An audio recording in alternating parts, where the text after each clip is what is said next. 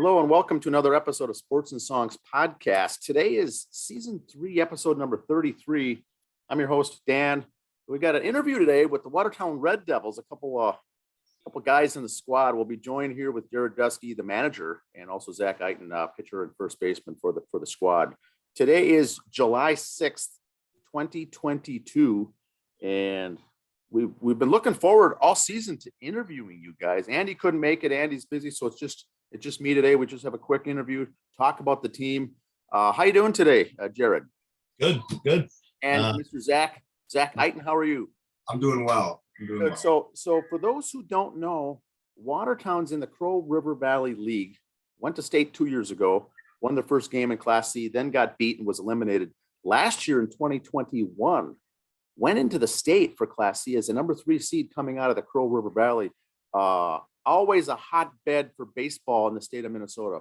On our show, for the listeners not following too closely, we cover the DRS a lot and the Crow River, as it's my personal belief. Those are the 2 toughest conferences in the state of Minnesota for Class C. There's other good teams, there's other good conferences, of course, but the toughest top to bottom divisions and conferences in the entire state, I believe, are the DRS. They got the St. Patrick and the South, it's Dakota, Rice, Scott County, and then we got the Crow River, hotbed of baseball. A lot of teams there made up of a lot of college guys, former college guys and whatnot. So it's tough to get in. Just to get in to the state is tough. You have to finish in the top 4. So Watertown finished 3rd last year in 2021, was able to make the state tournament and cleared their way all the way to the championship finals in Waconia. Now, I was at that game. You lost in the finals in 11 innings to the Sobieski Skis in one of the best baseball games I think I've ever witnessed. Is that what you guys have heard around too? I know you guys were in the game, but from the fans and from a player perspective, how was that game last year, playing in the final in front of a packed house less than 10 miles away from home? So it was just an incredible atmosphere to begin with, incredible baseball. I mean, if you want pitcher's duel, that was the cream of the crop there. I mean, Prane gave us a heck of a start. Caleb Strock for them was phenomenal on the mound. I mean, that's top tier baseball in my opinion. Yeah, and that was one of the best. We did a show on Caleb Strack last year, the numbers he put up. We don't have to get into that for this particular show, but that is unreal to have a draftee come in. You guys drafted Adam Prane from Plato, and those 2 went head to head in an unreal matchup. So that was fun to watch. Now, this year, you're off to a 11-1 record in the Crow River Valley. 11-1, only loss coming to Carver in a big run event. A lot of the defense and pitching, I should say, coming into that game. I think the most runs you guys gave up in the Crow River was a single run, right? Yeah, most of your games were shutouts or 1 run. Now you go in there, it was 11-10, I believe is what it was. That's your only loss. 11 runs. Like I said, Crow River tough. Now pitching this year. Like to talk about a little pitching. You guys are stacked. I watched last year as well when you had Holt, Hunzinger, Pat Cheetah, Zach Eiten, yourself there on the left-hand side for the viewers. I mean, you got Matt Butler. It's fun to watch all these guys coming in because the starters are tough. The relievers, are you using Matt Butler more as a reliever? Now as a closer kind of a guy? Yeah, he's more of a reliever. He's nice to bring in a pinch, or, hey, our starter went 7 innings. Let's go Matt Butler. And another guy we're gaining here soon, Jonah Lewis, another fireball. So it's a good problem to have. Everyone wants the ball, which is it's a cool thing too. So. And I know we'll get into the upcoming regional tournament, but the pitching is always tough in this league. Now for hitting, also very good hitting on this Watertown team with, once again, Butler, Zach, yourself, Ben Smith, Anderle, Cheetah, and we got guys like Handgartner, Ben Truckee. You're stacked with power, guys hitting for average, moving guys around, their speed on the base paths. It's a fun group to watch from a fan. Now, I'm from Waconia, Yeah, and I've taken in a bunch of Watertown games, but coming from a Lakers fan, it's a fun group to watch your team, I believe. Any comments on the hitting and how good the hitting is top to bottom on that group? I mean, I know Jared, one of his comments usually every game is how hard it is to write a lineup. And Oh, that's a testament to first guy to 30. It's fun and solid baseball players all throughout. And I am confident we would win throwing any of them out there. And I know that's why he struggles so much right in that lineup. oh, I can imagine, Jared. It's a tough, like I said, it's a good problem to have, but with all the depth you've got now, is everyone back now? Everyone's back from college. The college guys. You're gaining Jonah. And where's he coming in from?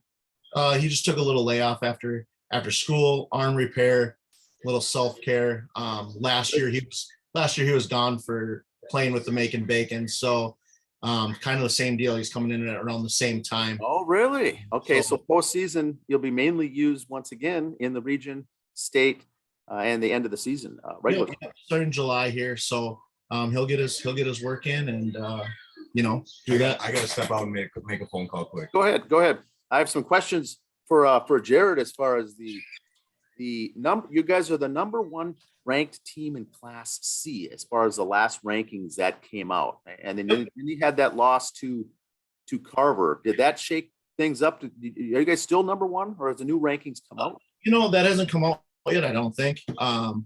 That's something. Like I said, the rankings are cool. It's cool to see your name up there. Yeah, because it wasn't for so long. Like for so long. We were like, hey, we have a really good team with no love. They see it too. And now it's like, hey, this person, is ranking us high. That's really cool to see. But in the long run, that means nothing when it gets tournament time. Like I said, like you said, we finished third in the region last year in our very tough region. So, in the Crow, anyone can beat anyone any given day. So it's important to come to play every day. So in the Crow, like you said, this is Region 7C. And for those listening out there who don't follow this much, when the tournament time comes, this is the group that I like to watch because it is tough. Now, let's go back to the love for a minute.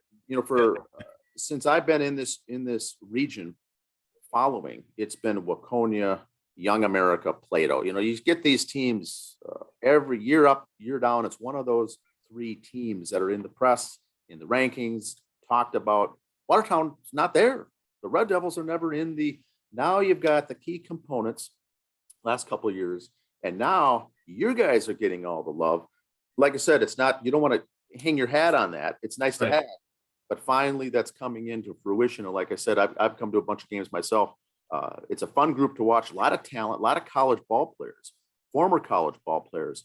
Now, Young America moved up to Class B because of the criteria, correct? How close are you guys with your background? Are you guys close to that, or you have enough leeway there? It would really depend how we do this year. Okay. If we do like we did last year, I believe we'd be still under. Okay. Really close though. But the state tournament's a whole different beast if we get there. So right now we're under. We're a bunch of Watertown guys live in Watertown. So the winning points, if you go to state, those points that you get for success, that is what would gain points, which it's there. So we know if that would happen in years to come, so be it. We love Class C. We want to be here.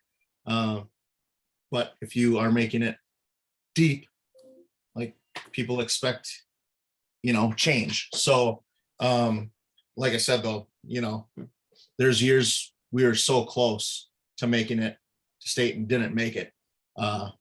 So there's a chance nothing gets added this year. And there's a chance 12, 10, 4, 6, whatever it is. So we're under because we're a lot of local talent. But we'll see what the total brings at the end of the year. And then it's a whole it's a whole process of. It is. I was interested in learning more about that last about 3 years ago, and I looked into how in depth and detail all that goes, and it's quite a process. Now, region. So when the regular season ends here, you go to the Region 7C, which is really all of the Crow River County teams. Now you take two out. Norwood's new this year. They're still playing under a probationary period. They're not allowed to come into the Region 7 postseason. And Young America this year, perennial top team also, is now moved up to Class B. They'll be playing in Class B. So for Class C, you've got, you're going to be looking at Waconia. And speaking of pitching, I forgot to mention, they picked up Will Lalonde, and Waconia is already heavy for pitching. Now you get a guy from Mayor, a young guy, an inning eater also, and a strikeout guy. They're going to be tough. Plato seems to be really good this year. I've seen them a couple times. Carver's always in that hunt. You never know what to expect from them, and yourself, you figure of the four teams that advance out of that region go to state would be those four teams. Waconia, Watertown, Plato, Carver. But as we all know, the history proves there's always an upset. There's always one or two upsets. Right. There's always a long shot that makes it. How do you guys think about a team like Hamburg, Green Isle coming out of this, Brownton, Mayor, coming out of this region and making state? What's the likelihood of that? It's actually one of those teams I think are pretty good making the state, although on paper it wouldn't appear that way, right? Yeah, Zach said it. The cursed 2 seed has been a troublesome spot for a long time in 7C. Crow is tough top to bottom. So everyone has their dog pitcher wise. So you better come to hit in the tournament, because if you don't, those teams can shut you down with their one guy that has a really good day. So yeah. And we've been a part of that. I mean, we've experienced it firsthand, the Ryan Graham special. I mean, Yes. He's everything for Brownton, and when he's on, they're a tough team to beat. It's always fun to watch. Where is it hosted this year? Winstead. It's in Winstead. So they're going to host, that'll be the Region 7C tournament. Once again, all the teams are in it except Norwood. Young America bumps up. It actually seems more favorable now to you guys on paper once again, because you're not dealing with Young America in the mix. In fact, I should restate that all the teams in the Crow River Region 7C have a little more favorable road to get there now because Young America's out of the mix. But it's tough. You never know. Then you get to state, you get those draftees, and you're not playing the real teams in the state essentially, because you're going up against a stacked team already with the frontline starter from drafted from someone else that you also have the advantage of. But so does it'll be fun. State's going to be fun. I got a feeling you guys will be there, but we don't want to jinx anything. But it's going to be at Dundas and Faribault this year. Dundas Dukes, the home of the Dundas Dukes. Faribault down in Bell Field. They've done a bunch of work there at that field. They've really upgraded that over the years. So that's where it's going to be, and that is the final 2 weekends in August, and then Labor Day weekend is the state. Now, speaking of Mayor, the Mayor Blazers, Josh Anthony and folks, tonight you guys take them on, right? 7:30. Yep. In Watertown, 7:30. And they are, one of those other teams. You never know what you're going to get when you take on these guys. So that's tonight. Now, what have you guys got going on in the town of Watertown for Saturday? It's called Baseball Day in Watertown. Tell us a little more, Jared, on how that flows. Yeah, so on Saturday we just do Baseball Day in Watertown. It's been probably a 4 to 5 year thing that we've been getting going. Just getting the community back up to the ballpark. We have Junior Legion playing at noon, town teams playing at 3, and the Senior Legion's playing at 6. Hosted by the Red Devils. So we'll do the announcing during the Junior Legion and Senior Legion, which those kids love that, because they are, our big supporters too. So when we're announcing those games and running the concessions and all that stuff, it's really fun. And then the Red Devils are doing something kind of fun. We're doing banana ball at 3:00, which has all these fun rules. Like if you step out of the box to take time, it's a strike. 2-hour time limit. If a fan catches a foul ball, it's an out. So fun stuff to get the fans involved. And we get some at bats too, running guys through. So we're getting quality at bats, but there's also a little fun added to it. So was that like the Savannah Bananas? Yeah, Is yeah, that what it is? Okay. yeah. So just a little fun scrimmage type thing. Minneapolis Lions pub is coming down. They love pork chops and beer. So the 2-hour time limit's great there too. So we can get on the field, have our fun.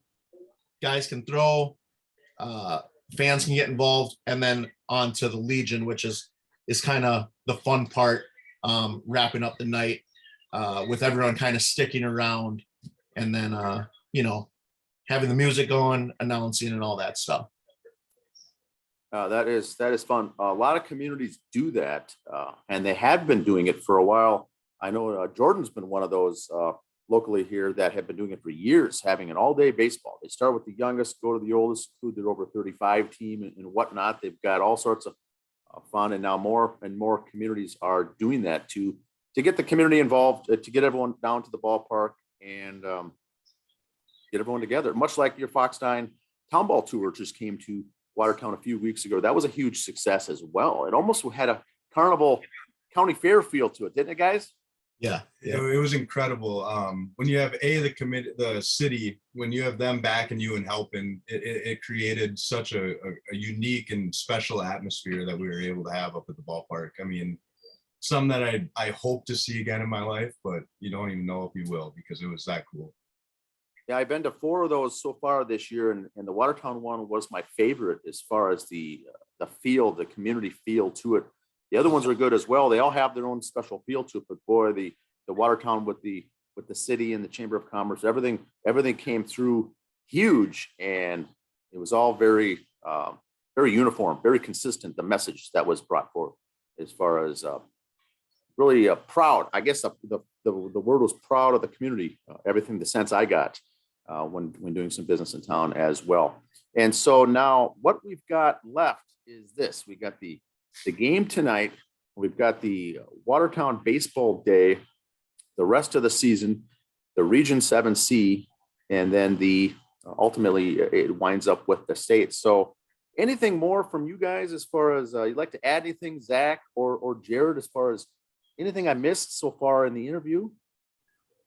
No, I just know that we've had some success, but we need to keep it one game at a time and keep having fun. And that's kind of the main thing that we always keep trying to tell each other in the dugout is we're doing this as a hobby to hang out with our friends. We get to play baseball and then let the outcome happen at the end of it. And as long as you kind of keep that in goal, it just makes the whole atmosphere, the whole time in that dugout with your buddies better.